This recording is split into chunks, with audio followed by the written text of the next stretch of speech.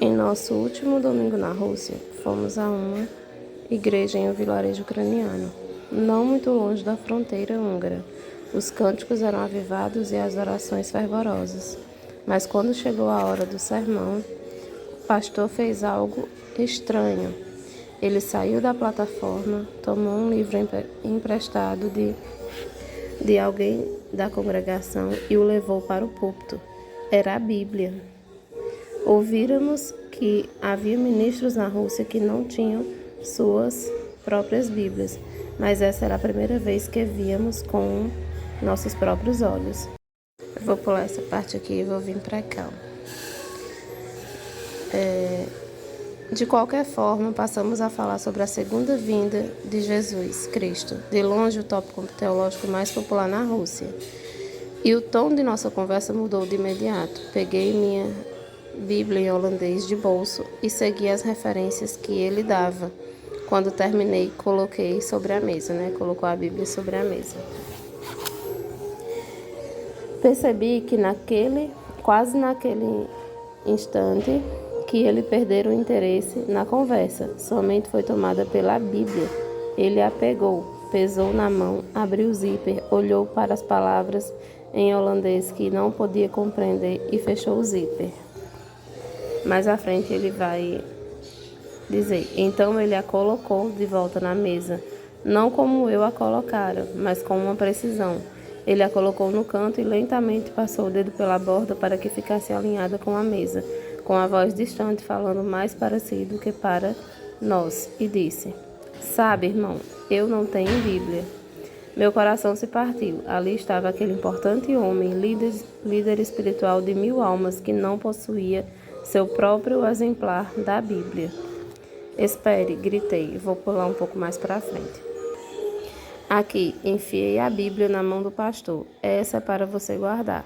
Ou seja, ele foi no carro dele e pegou a Bíblia, que estava escondida debaixo do assento, e entregou para o pastor. O tradutor repetiu as palavras, mesmo assim o pastor não entendeu. De quem era ela? Perguntou ele. É sua, para guardar, para ler, para ter. Quando eu e Hans fomos embora naquele dia, nossos peitos doíam dos abraços daquele grupo de presbíteros, pois agora seu pastor possuía uma Bíblia só dele, uma Bíblia que não precisava ser devolvida ao fim do culto, uma Bíblia para pegar quando quisesse, uma Bíblia para ler e amar. Ao sairmos da Rússia, sabia que havia uma tarefa à minha frente, maior do que qualquer outra que já tentara na cortina de ferro. Tinha de persuadir alguma organização a imprimir Bíblias em línguas eslavas, em edições de bolso, e tinha de levar esses livros para a Rússia, não em centenas, mas aos milhares. Irmãos, eu estava lendo esse livro, e não é a primeira vez que eu leio ele, assim, eu simplesmente sou apaixonada por esse livro. É O Contrabandista de Deus. Fala sobre um missionário, irmão André. Ele é um dos fundadores do Portas Abertas. Inclusive, eu fiz um sorteio recente para mandar um valor, uma arrecadação para o Portas Abertas. E eu tenho muito prazer em fazer parte do Portas Abertas, ser uma contribuinte. Isso me faz sentir parte da história que o irmão André construiu ao longo de toda a vida missionária dele.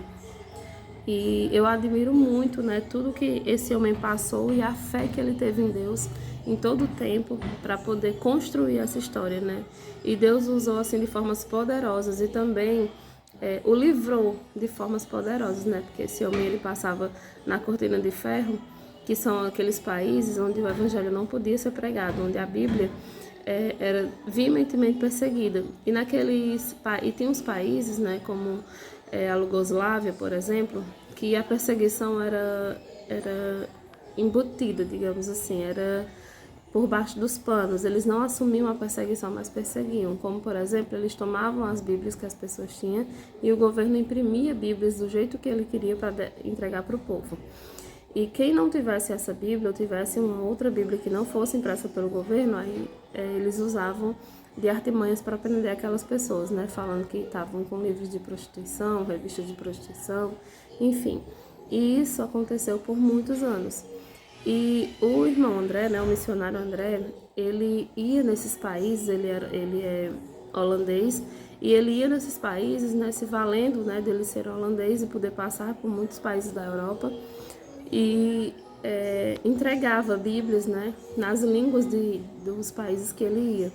Só que ele sempre arriscava-se, né, porque se ele fosse pego na fronteira, ele poderia ser preso, ou pior, né, ele poderia receber um carimbo de persona não grata, que aconteceu já em um país que ele foi. E o que me chamou a atenção nessa passagem dele pela Rússia, quem puder ler esse livro, leia, porque é de grande valia espiritual, sabe? De grande valia de informação espiritual pra gente. Porque a fé dele e a confiança que ele tem em Deus, assim, é sobrenatural, sabe? É literalmente aquela confiança que Cristo diz assim: se verdadeiramente você disser para um monte, saia daqui e vá para ali, ele vá. É esse tipo de fé que o irmão André pratica na vida dele, na vida missionária dele.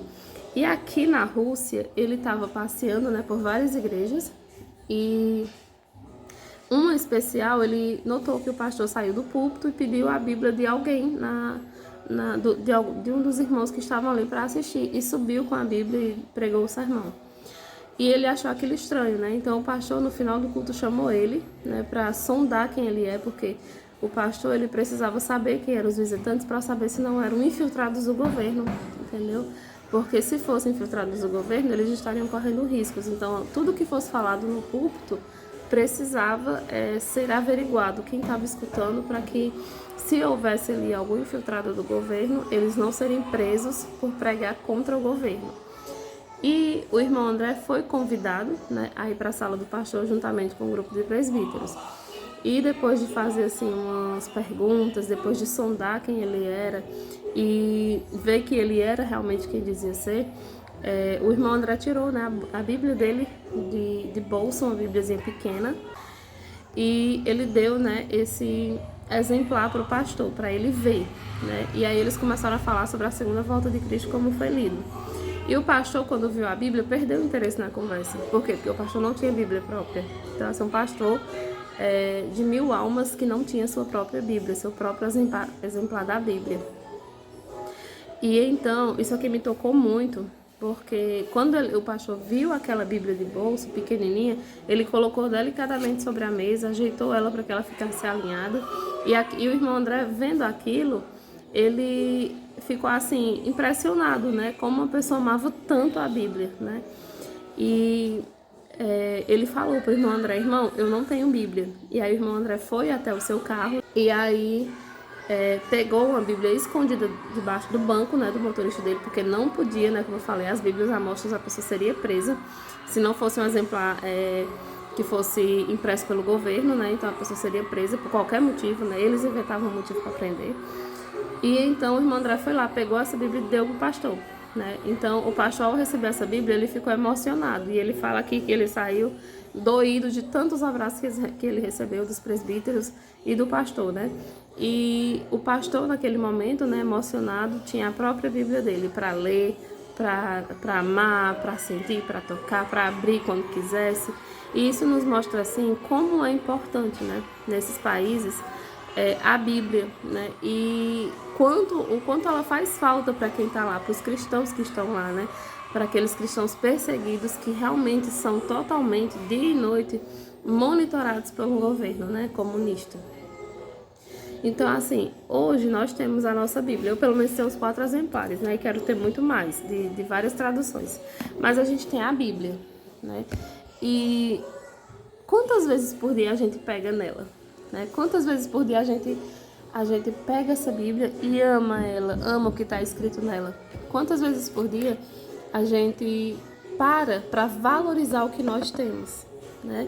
Porque nós não temos um governo perseguidor, né? Ainda não. Nós não temos um governo que proíbe a Bíblia. Nós não temos um governo que manda imprimir exemplares retirando passagens que não convêm. Não, a nossa Bíblia, ela ainda vem a nós como foi traduzida, né? E se você que é cristão e você não tem costume de ler a palavra de Deus, se você não tem costume de ler a Bíblia, de pegar, comece a fazer isso, porque você está num tempo de poder. Mas chegará um tempo que você não terá esse exemplar para ler. E o mais importante, quando você lê hoje, e você lê, e você relê, e você olha, e você ama, essa palavra vai ficar tão gravada em você que você não vai mais precisar do papel para se lembrar do que está escrito. Porque eu não estou falando especificamente do papel, do objeto, né, do caderno, do livro. Eu estou falando da palavra, do que está escrito. Então, a partir do momento que hoje a gente pode, que a gente lê, que a gente consome, que a gente busca, que a gente tem sede, fome por saber mais e mais do Senhor através de sua palavra, à medida que a gente busca, que a gente consome isso, a Bíblia vai passar a estar na nossa cabeça. E o que isso tem de engrandecimento espiritual para a nossa vida? Porque se um dia chegar até nós a ordem de algum governo, não estou falando desse específico, não estou falando de política, gente. Eu estou falando de algum governo, seja daqui a 50 anos, seja daqui a 100 anos. Chega a ordem de um governo de dizer, entregue as suas Bíblias. A gente pode entregar o material, mas a gente vai saber que aqui é o papel, mas que a Bíblia vai estar aqui. E a gente pode recitar essa Bíblia várias e várias vezes que a gente quiser. Se a gente pegar um papel, a gente vai poder escrever essa Bíblia para outras gerações. Por quê? Porque ela vai estar na nossa mente, ela vai estar gravada em nós.